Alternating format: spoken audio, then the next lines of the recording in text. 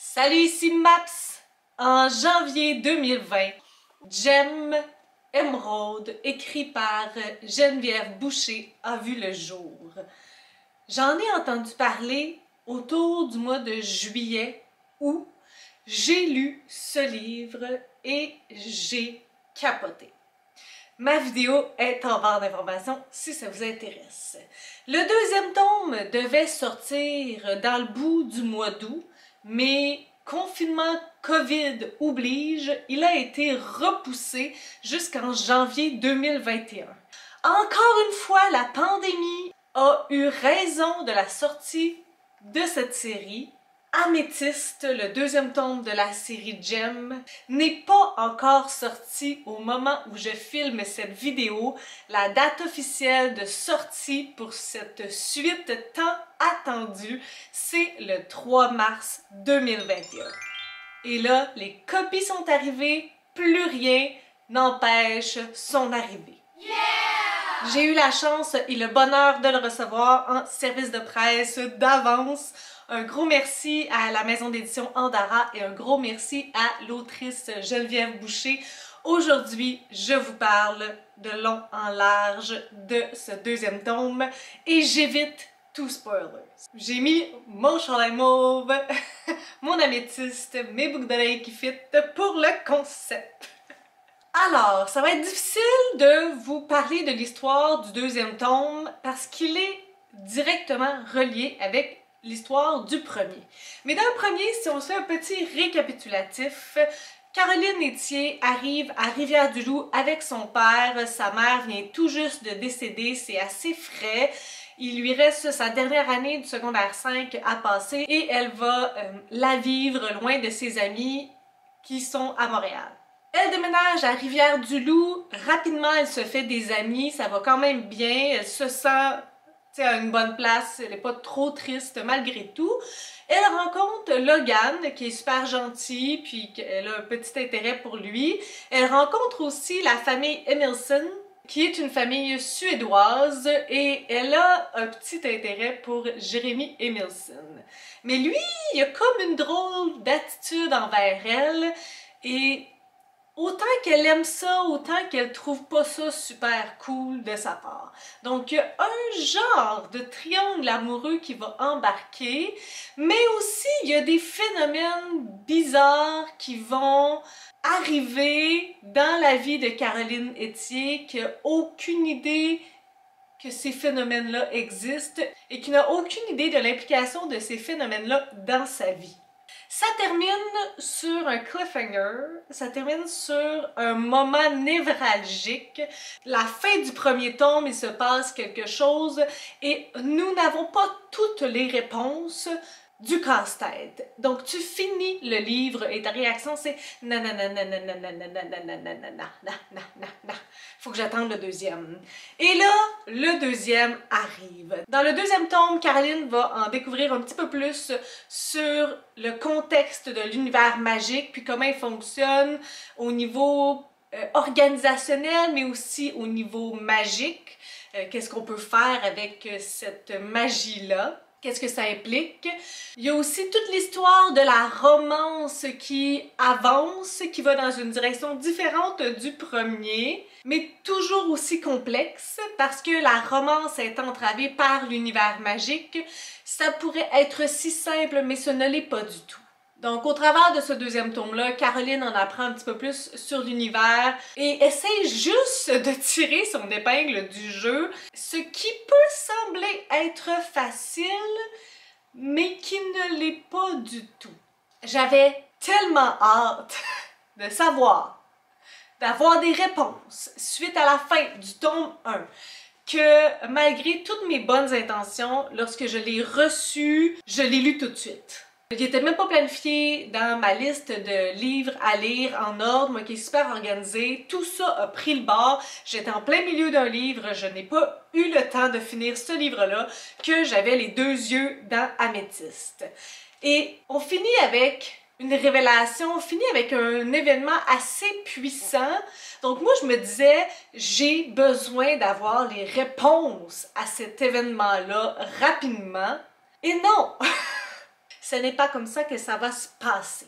Mettons tout ça en ordre. Commençons avec l'écriture de Geneviève Boucher. Dans le premier tome, je l'ai déjà dit, je l'aime vraiment beaucoup. J'ai découvert qu'elle a une écriture super intéressante, puis elle met en scène plusieurs conflits, plusieurs filons, ce qui fait en sorte que ça fait une belle grosse toile d'araignée tissée serrée. Il y a beaucoup d'intrigues, il y a beaucoup de revirements de situation. C'est vraiment jamais simple, puis c'est pas juste une grosse intrigue de la fin.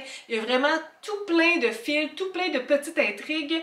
Donc à chaque chapitre, on a juste envie de continuer de tourner la page. Dans le premier tome, j'étais vraiment surprise parce que là, à chaque fois qu'il se passait quelque chose, je restais bête. Je me disais, mon Dieu, encore, hein? Tandis que là, j'étais préparée et ma réaction aux révélations était tout à fait différente. En fait, là, à chaque fois qu'il y avait un petit quelque chose qui semblait bizarre, j'étais en panique. Je voyais le mal partout. Même dans les beaux moments, à toutes les fois qu'il se passait quelque chose de un peu croche ou qui semble pas tout à fait droit, qu'il y a comme une petite musique derrière qui annonce un mauvais présage, j'étais tout le temps sur le qui-vive. Je me disais, oh mon Dieu, c'est ça qui va se passer, oh mon Dieu, tout le long du livre. Donc j'étais vraiment plus réactive que dans le premier. Le premier, j'apprenais à découvrir la plume de Geneviève Boucher, mais là, je la vivais. J'étais vraiment à fleur de peau tout le temps. Et comment ça se fait que j'étais si à fleur de peau? Ça, c'est une très bonne question. J'ai de la misère à me l'expliquer, mais il y a certaines balises peut-être qui peuvent m'aider. De un, je pense qu'il y a vraiment comme une connexion, là, je vous le dis, son écriture me parle. Indéniablement, son écriture me parle. Sauf que je pense que c'est aussi dû à l'organisation puis à la création de l'univers qui est tellement clair, qui est tellement bien encadré, qui est bien orchestré, que c'est pour ça que les réactions et que les événements ont autant d'impact sur moi, c'est que je comprends la portée de tout ça, de tous les rebondissements, je comprends les implications sur les divers personnages et je sais qu'est-ce que ça implique pour eux, qu'est-ce que ça veut dire, comment ils se sentent, le fait que c'est super clair, que les balises sont bien établies, même si c'est un univers magique, à force d'en connaître un petit peu plus, elle nous donne juste le nombre d'informations qu'on a besoin pour comprendre cet événement-là. Ça fait en sorte que c'est super efficace, c'est redoutable. Ça nous permet vraiment de le vivre parce qu'on comprend qu'est-ce que ça veut dire lorsqu'il se passe telle chose, qu'est-ce que tel mot signifie. Ça fait vraiment que le tout est super réaliste et qu'on y croit. Parce que ça, c'est certain, j'y ai cru. Donc tout ça, ça fait vraiment en sorte que j'ai lu l'histoire super rapidement, que j'avais vraiment envie de dérouler les pages et les chapitres. D'ailleurs, les chapitres sont d'une durée juste parfaite. Puis même si ça faisait déjà comme 6 mois que j'avais lu le premier tome, il y avait certains rappels importants et l'histoire me revenait quand même assez facilement en tête. Donc tout ça était des conditions gagnantes pour le fait que j'apprécie le deuxième tome. Et si vous m'avez entendu parler une couple de fois de séries, j'ai tendance à beaucoup aimer le premier tome et à être moins pâmée sur le deuxième. Mais là, ça n'a pas été le cas. J'ai trouvé en fait que tous les éléments que j'ai aimés dans le premier, dans le deuxième, rendaient le tout plus efficace. Connaître l'univers, c'était intéressant dans le premier, mais là, on connaît déjà plusieurs balises, donc c'était comme de bonifier puis de nous donner plus d'informations, mais les bases étaient là, c'était solide, puis j'étais juste prête à me laisser aller. Parlons des personnages. Dans le premier tome, j'ai louangé énormément Caroline. J'aimais beaucoup son attitude que je trouvais rafraîchissante par rapport à d'autres protagonistes femmes dans des situations similaires. Puis il y a beaucoup d'interactions aussi autour d'elle, les filles envers elle lorsqu'elle arrive dans une nouvelle école. Il n'y a pas la méchante là, qui veut y faire du mal. Il y avait vraiment le plus possible des belles interactions entre les filles et les femmes. Donc ça, je trouvais ça vraiment super bien. Caroline, c'est pas mon étoile du match dans le tome 2, mais je pense que c'est un peu obligé, puis c'est comme un peu malgré elle aussi, dans le sens que la position où elle est en ce moment, elle peut pas faire grand-chose pour l'améliorer. C'est pas de son ressort pour la plupart des enjeux, puis elle est comme un peu passive, mais comme elle n'a pas le choix. Autre réaction de sa part serait mal vue. Donc, C'est sûr que pour moi, ça n'a pas été mon étoile, ma préférée dans ce tome-là, mais en même temps, plus que je réfléchis, plus que je me dis, ben, elle pouvait pas faire autrement. Donc oui, elle est vraiment passive. Il y a deux petites choses par rapport à elle que j'aurais peut-être aimé voir différemment. La première, c'est que elle est un peu comme un joyau précieux que tout le monde doit protéger. Autant qu'on l'a vu d'un certain sens un petit peu plus forte dans le premier. Il y avait des gens qui voulaient la protéger parce qu'elle était tout le temps en danger, mais ce pattern-là revient un petit peu dans le deuxième. Puis là, je me disais, elle a plus tant de raisons à ce que tout le monde veuille la protéger.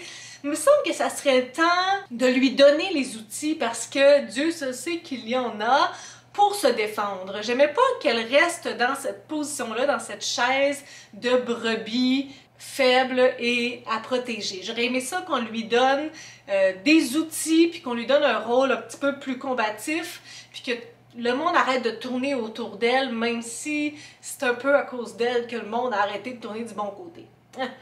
L'autre petite chose par rapport à elle, c'est la manière qu'elle appelle Jérémy.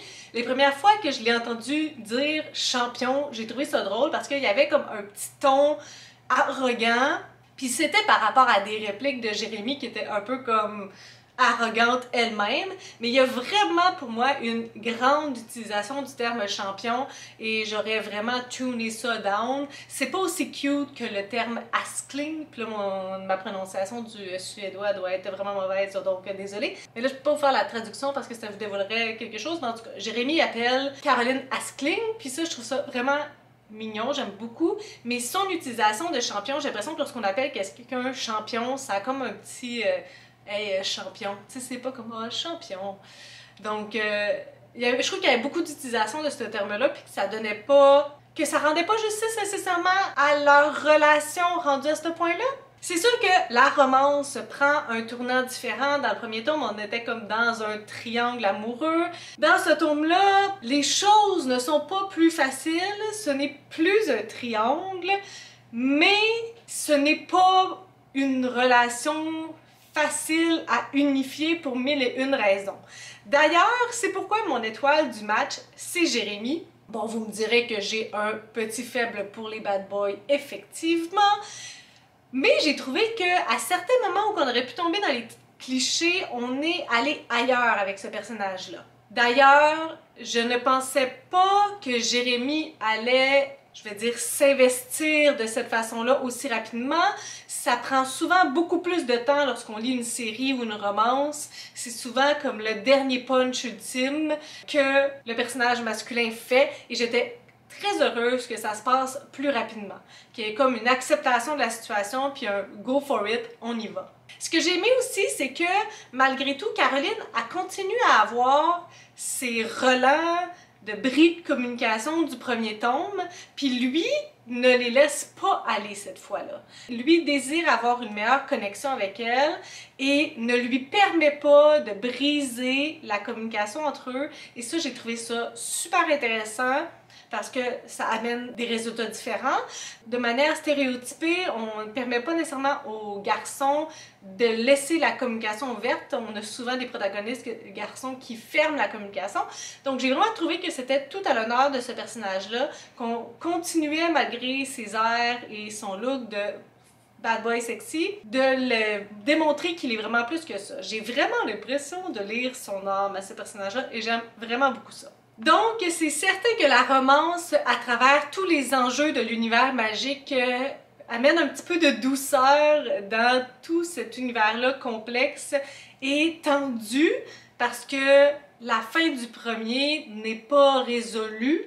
On n'a pas toutes les réponses et on ne sait pas encore, donc on est sur le qui-vive tout au long du deuxième tome.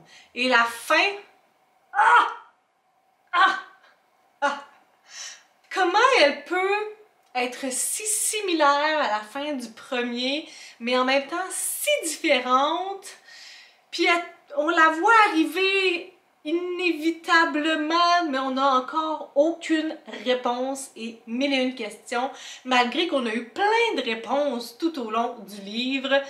C'est ça qui est comme magnifique à travers ce livre-là. Donc je suis toujours aussi fâchée de comment la fin du deuxième termine. J'étais comme, il est où le troisième? Il sort juste comme dans 6 mois. Même plus que ça, septembre, ouais, 6 mois. 2 derniers points que je veux dire avant de vous laisser. J'aime beaucoup les réflexions qui sont mises de l'avant à travers les relations entre différents gems. Je trouve que ça amène une discussion très 2021, cachée en dessous d'un univers magique et pas de ce qu'on vit sur la Terre en ce moment, pas de notre terminologie, mais je trouve ça super intéressant. Il y a un aspect politique, un aspect social qui est à peine effleuré dans le deuxième, mais que je trouve super pertinent et super intéressant à avoir, même si il n'est pas dit dans notre réalité humaine maintenant, mais on peut tout à fait faire les liens entre la réalité des gems et notre réalité. Dernier petit point, j'ai encore une vibe un peu de Lux de Jennifer Mantrout. Aussi un peu de Roswell, tu sais, la série télé pour les petits nostalgiques comme moi. Dans le premier, j'avais parlé de Twilight, mais c'était surtout pour l'aspect école, parce qu'on a accès à l'école, mais vraiment pas dans le deuxième, on s'en va vraiment loin. Donc, je suis vraiment fascinée et complètement obnubilée par cette série et ce deuxième tome. J'ai vraiment hâte de lire la suite. L'attente est insoutenable. Si vous aimez le Young Adult, si vous aimez la romance, si vous aimez un peu d'univers magique, définitivement, je pense que ça pourrait être dans vos cordes. Et finalement, j'ai eu la chance de recevoir de l'autrice même, de Geneviève Boucher, des signets du tome 1 et du tome 2. Donc, j'ai décidé de faire un petit concours. J'en ai 5 de chaque. Donc, je vais faire 5 gagnants et gagnantes. Tout ce que vous avez à faire, c'est de m'écrire en commentaire « J'aimerais gagner les signets » et le tour est joué. Je vais tirer ça, je vais laisser quoi? Une semaine, ça devrait être assez. Vous allez avoir la chance de gagner un trio de signets. Le signet de Gem pour le premier tome, le signet de Gem pour le deuxième tome, donc émeraude améthyste. Et je vais y greffer un signet de ma chaîne Maps Booktube. C'est le petit concours que je vous propose de gagner un trio de signets. Donc, n'oubliez pas, tout ce que vous avez à faire, c'est d'écrire en commentaire que vous aimeriez gagner ce signet. N'hésitez pas à partager la vidéo ou à aller sur mon compte Instagram. Je vais en faire un là aussi. Et si vous voulez doubler vos chances, ben, écrivez votre commentaire en dessous de cette vidéo-là et en dessous de mon post Instagram et vous aurez 2 fois plus de chance! Invitez des gens si ça vous tente, allez aimer la page de l'autrice sur Facebook et Instagram, je vais vous mettre les liens en barre d'informations. Sur ce, si vous avez des suggestions, des critiques, des commentaires, n'hésitez pas à le faire en dessous de ma vidéo. Je publie des vidéos assez fréquemment dans une semaine. Si vous avez aimé cette vidéo, n'hésitez pas à mettre un petit pouce et à vous inscrire à ma chaîne. Sur ce, je vous souhaite de bonnes lectures.